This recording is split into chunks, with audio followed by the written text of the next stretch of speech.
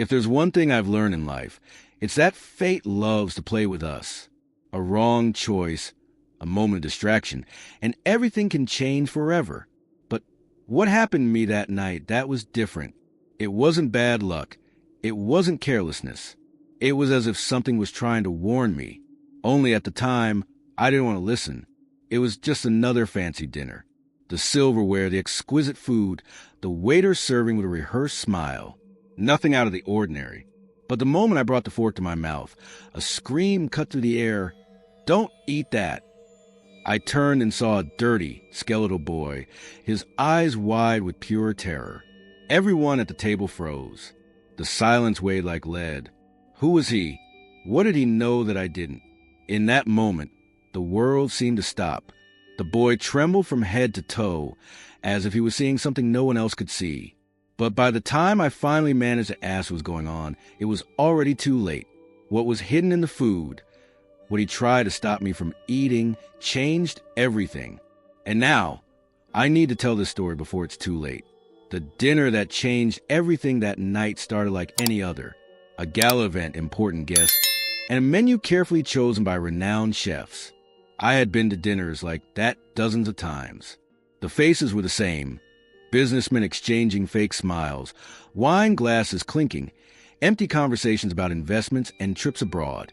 The food was always impeccable, and I was used to savoring every bite without question. But this time, something was off. From the moment I sat down at the table, I felt a strange unease, as if I was being watched. The feeling was subtle but insistent. I tried to ignore it. Maybe it was just fatigue. The main course was served.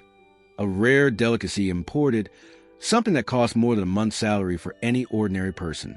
I brought the fork to my mouth, ready to savor that succulent piece of meat. But then, a scream tore through the air. "Don't eat that!" The fork stopped midair. My heart raced. I looked around, confused, trying to understand what had happened. The voice came from the corner of the room. There he was, a skinny, dirty boy, with torn clothes and eyes wide with pure terror. He seemed out of his mind, trembling, as if he was seeing something no one else could see. The silence that followed was absolute. All eyes were on him. The security guards moved quickly. One of them grabbed the boy by the arm, ready to drag him out, but I raised my hand, signaling them to wait. Something in his expression made me hesitate. This wasn't the look of someone trying to cause trouble. It wasn't a plea for food, nor a random outburst. It was fear, genuine fear, the kind of terror that makes your blood run cold. I had never seen a look like that before. "Why?" I asked, my voice weaker than I would have liked. The boy blinked, hesitated for a second, and then opened his mouth to speak. But before any words came out, something happened. Something that made my stomach churn and my vision darken. The boy tried to speak, but he couldn't. His mouth opened and closed a few times, as if the words were stuck in his throat. His face was pale, and his wide eyes glistened under the cold lights of the room. He raised a trembling hand, pointing directly at my plate. Time seemed to stop. The guests around me watched in silence, waiting for my reaction. My chest rose and fell too quickly. Why was I nervous? There was no reason for such terror. Or was there? Without realizing it, my fingers tightened around the fork. The shiny blade reflected the boy's terrified face, and something inside me screamed not to ignore that warning. But then, one of the guards lost patience. With a rough movement, he grabbed the boy and started dragging him out. "Wait!" I said, louder than I intended. The authority in my voice made everyone hesitate for a second. The boy looked at me one last time, and it was in that instant that I saw it. His eyes were filled with tears, but there was something more there, something deep, something ancient.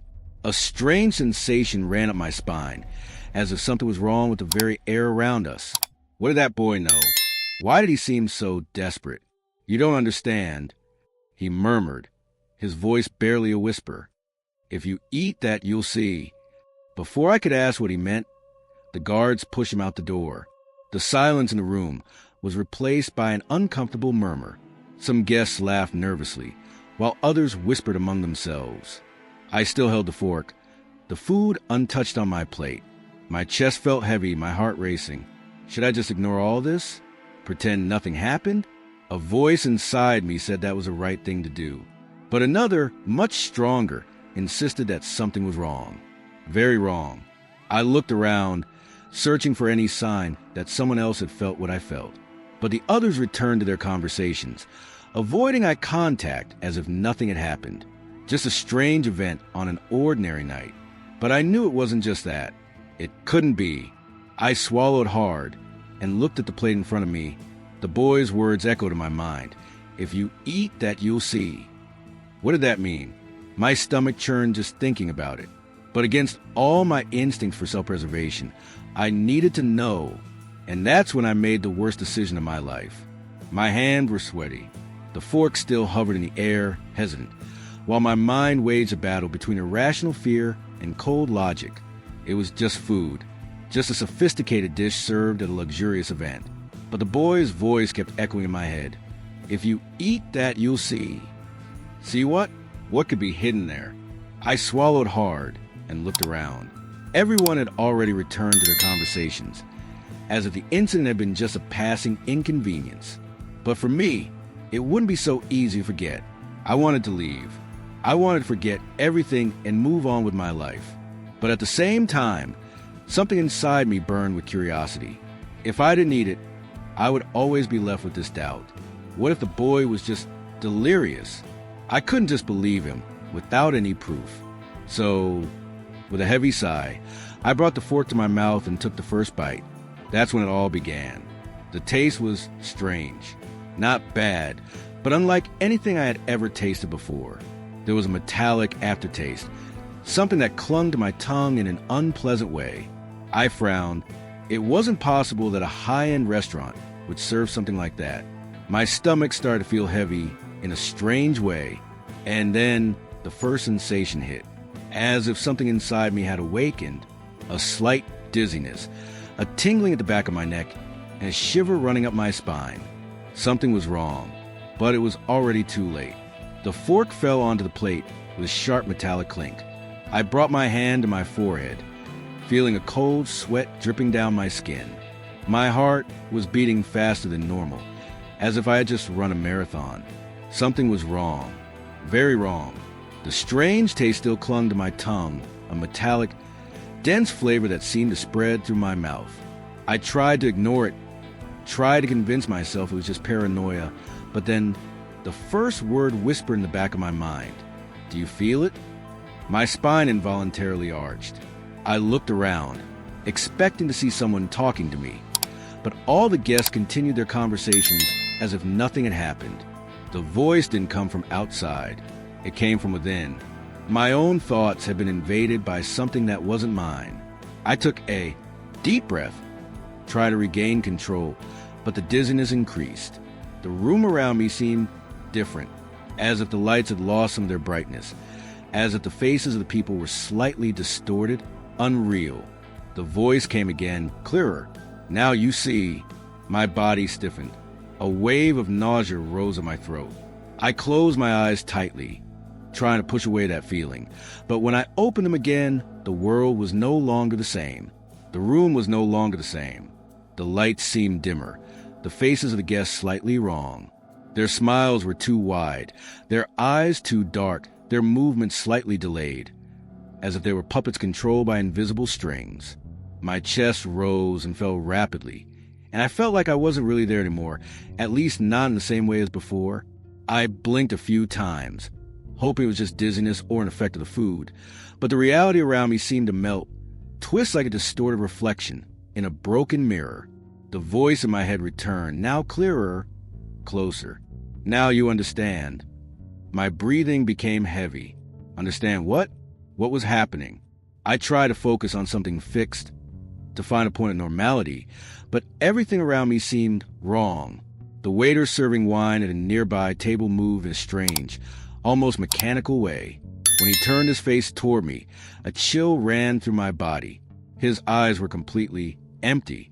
No irises, just two dark sockets, like endless holes. My stomach churned.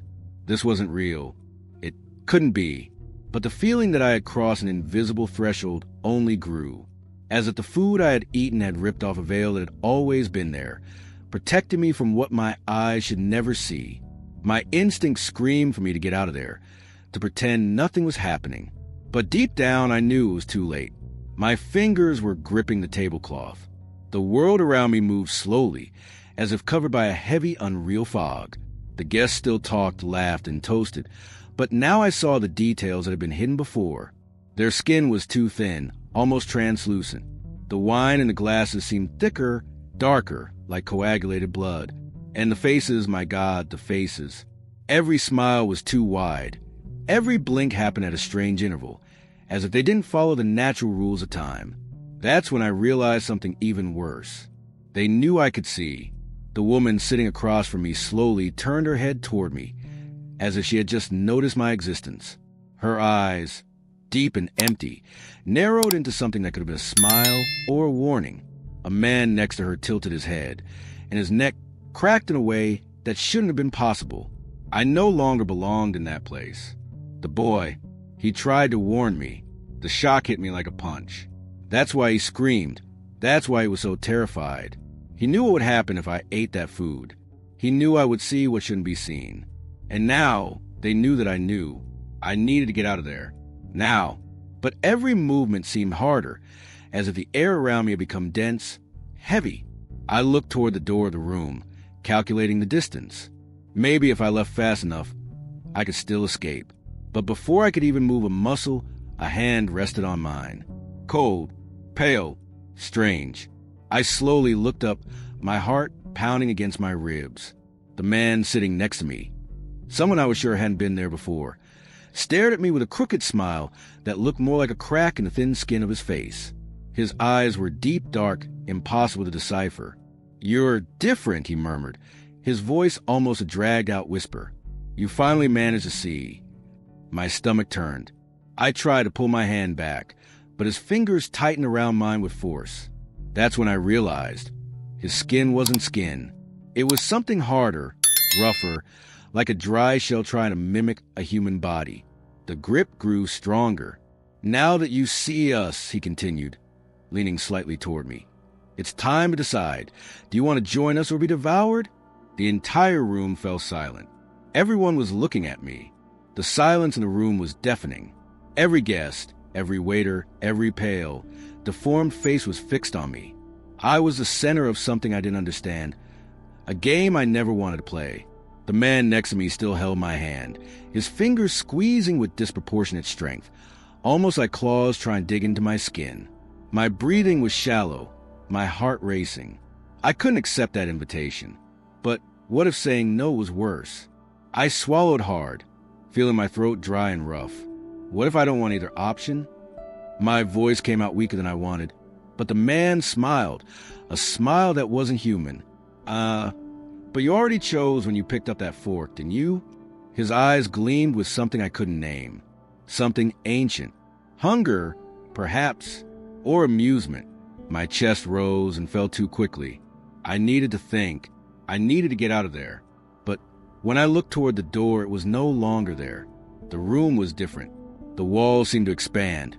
The ceiling pulsed as if it were alive, and the floor beneath my feet seemed to dissolve slowly, like quicksand about to swallow me. There was no way out. I was inside something much bigger than me.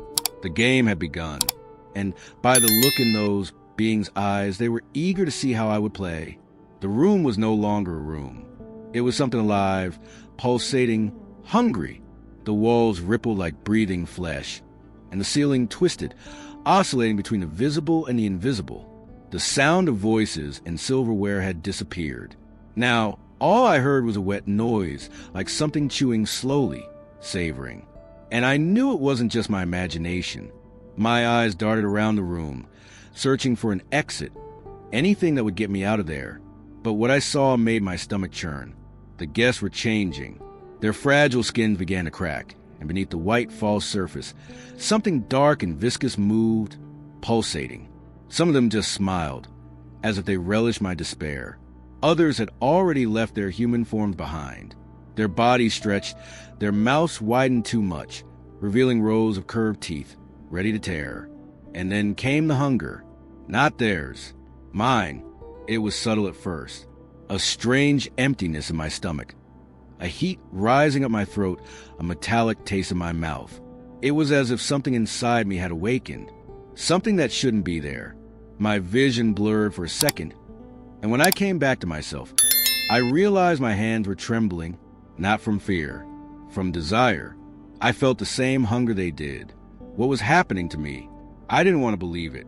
I couldn't believe it. But the hunger inside me grew, devouring any logical thought, any resistance. It was as if something was spreading through my body, like poison or a new instinct. My stomach twisted with a primal need I couldn't understand, or worse, that I was beginning to understand. Around me, the creatures no longer pretended to be human.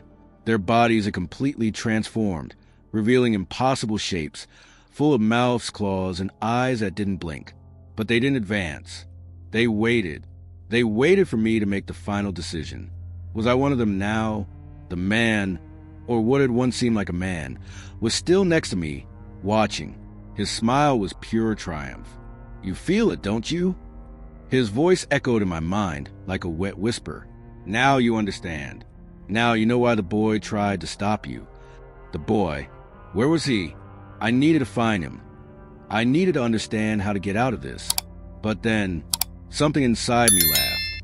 Not me, but something that was already part of me. My mouth opened, and before I could stop it, I whispered back, "Yes, I see." And then, the feast truly began.